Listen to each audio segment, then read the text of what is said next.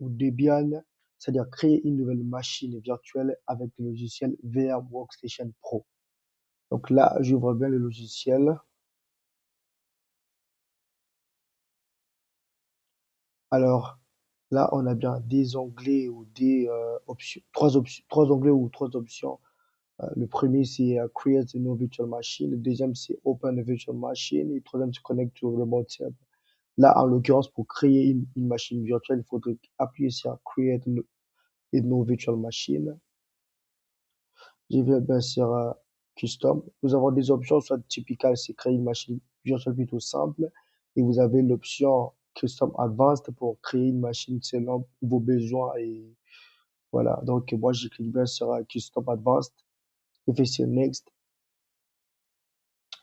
Virtual Machine Hardware Compatibility. Là, ils me disent que la machine virtuelle que je dois créer doit être compatible à la version 17.5 ou plus. Donc, là, nous avons bien la limitation, c'est-à-dire la limitation que notre machine virtuelle doit avoir. C'est-à-dire notre machine virtuelle ne peut pas avoir au-delà de ces limitations. Donc, 128 Go de mémoire, 32 cœurs de processeur, 10 adaptateurs réseau, 8 Tera de disque size et puis 8 Go de carte graphique. C'est-à-dire ça, c'est vraiment la limitation que VMware impose aux machines virtuelles. Donc, nous ne pouvons pas aller au-delà de ça. Donc, je clique bien sur Next. Alors là, nous avons trois options. Installer depuis un disque CD, installer l'image disque ISO, et puis moi, je choisis bien l'option I will install the operating system later. Ça veut dire quoi? Je vais d'abord configurer tout ce qui est hardware de la machine virtuelle, et puis à la fin, je mettrai bien mon ISO. C'est une installation classique comme on le fait souvent. Vous avez déjà un ordinateur qui a une mémoire, un disque dur, carte graphique, tous les composants de l'ordinateur. C'est ensuite que vous allez mettre votre clé USB ou pour pouvoir installer votre système d'exploitation. Là, on part sur le même principe. Donc, I will install the operating system later. Donc, j'appuie bien sur Next.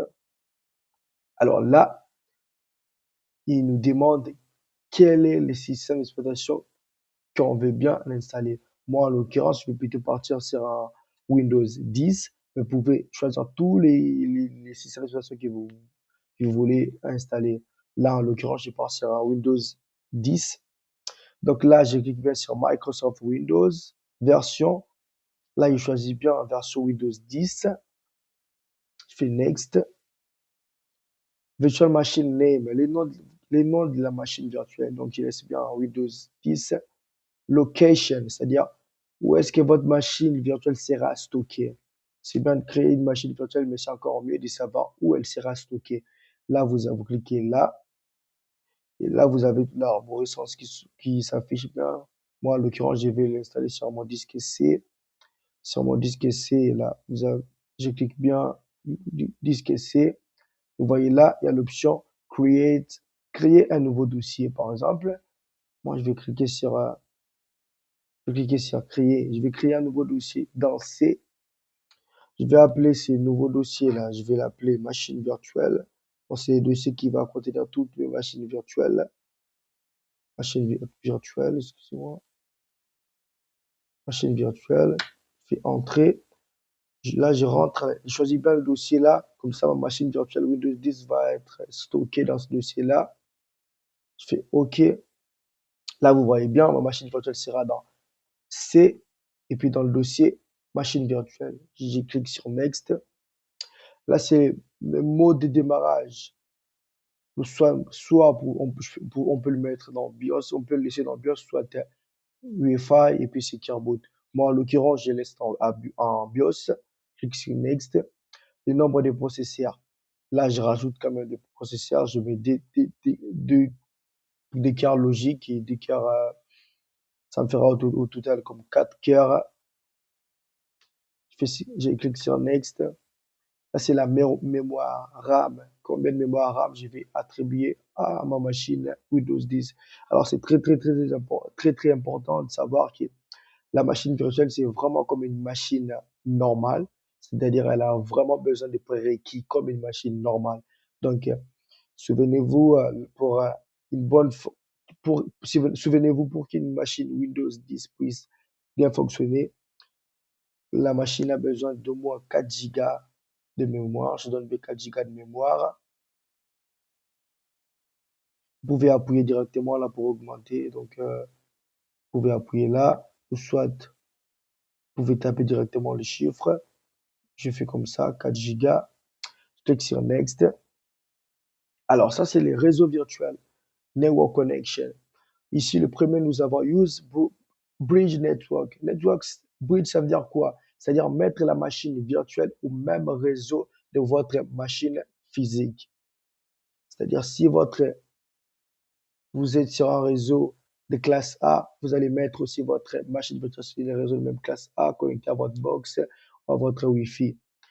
Ça marchera, mais au cas où vous utilisez des labs, c'est-à-dire vous voulez créer un lab à part de votre machine physique, il est conseillé d'utiliser plutôt le réseau NAT. Donc, je laisse bien sur un réseau NAT. Et puis, dans ma prochaine vidéo, je vais expliquer bien en détail les réseaux virtuels pour que vous puissiez bien comprendre les précautions à prendre et comment vraiment savoir vraiment comment marchent les réseaux virtuels. Donc, je reste bien sur NAT. Ici, je laisse bien en recommandé. Next. Le NVMe à recommander. Là, nous avons les types de disques, les disques virtuels. Nous avons l'interface IDE, nous avons SSI, nous avons SATA et puis nous avons NVMe. Donc, je choisis bien NVMe. Là, nous avons les disques encore. Donc, là, il me demande de créer un nouveau disque virtuel ou utiliser un disque virtuel déjà existant. Là, je reste bien sur create a new virtual disk, c'est-à-dire que je crée un nouveau disque virtuel. Je clique sur Next. Alors ça, c'est la capacité, hein, le volume, la capacité de mon disque. Là, en l'occurrence, là, on se réfère toujours au prérequis d'installation de Windows 10, de Windows 10 60 bits. 70 bits, c'est vraiment 60 gigas minimum. Donc, si vous mettez 20 bits ou 30 bits, vous ne pouvez pas créer votre machine virtuelle sous Windows 10. Donc, bien respecter les prérequis. Prérequis minimum, c'est 60 gigas.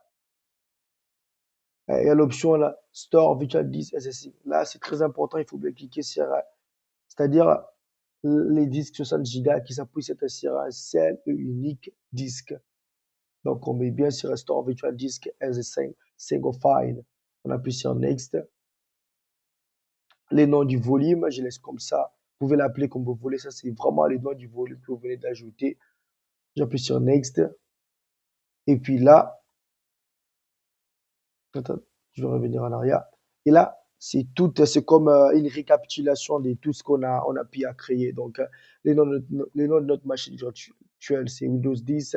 La location, là où la machine virtuelle, là où elle est stockée, c'est dans machine virtuelle. La version de notre VMware, c'est 17.5. La version compatible de notre machine virtuelle, pardon, c'est Workstation 17 ou après. L'operating system, le système d'exploitation de notre machine virtuelle, c'est Windows 10. Hard disk, 60 gigas, mémoire RAM, 4 gigas. Les réseaux qu'on utilise, on utilise NAT pour se séparer des réseaux de notre machine physique. C'est-à-dire tout ce que je ferai sur ma machine physique n'aura, tout ce que je ferai sur ma machine virtuelle n'aura pas d'impact négatif sur ma machine physique. Parce que les réseaux que j'utilise pour ma machine virtuelle est différent de celui de ma machine physique. Donc là, on a bien vérifié que tout est bien. On appuie sur Finish. Et voilà, là, j'ai créé ma machine virtuelle. Il me manque juste à mettre maintenant l'OS de ma machine virtuelle. Donc, si on sait pour mettre l'OS de ma machine virtuelle, on va sur Edit Virtual Machine. On va sur CD. On va bien sur SATA Autodetect. Là, on va sur Use ISO Image. Utiliser l'ISO image. Je clique bien là. Je coche et puis je vais sur Browse. Et Browse là, je vais là où se trouve mon ISO, le système d'exploitation que je souhaite pour ma machine virtuelle. Et nous, en l'occurrence, c'est Windows 10, donc on va chercher ensemble notre ISO de Windows 10. C'est-à-dire, si votre ISO est par exemple dans le dossier téléchargement, il n'y a pas de problème, vous allez sur téléchargement, vous cliquez sur votre ISO. Si c'est dans le document, vous allez sur le document, vous choisissez votre ISO. Donc moi, en l'occurrence, mon ISO se trouve dans Ventoy, donc je vais bien là où se trouve mon ISO. Je clique ISO, je vais sur Microsoft, client, et je choisis bien Windows 10.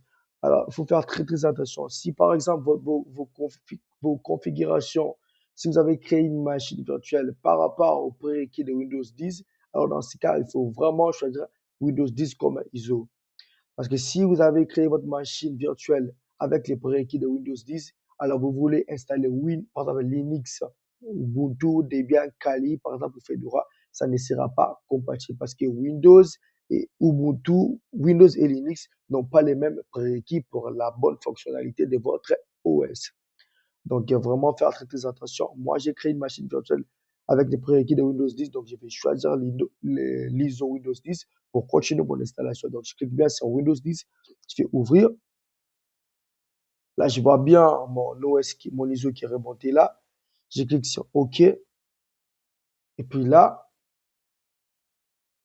je vais sur Power on this virtual machine. Je clique sur Power. Je clique sur Power. Alors, et puis vous allez sur installer maintenant. Et là, vous avez juste à suivre les instructions pour pouvoir installer votre Windows 10 proprement.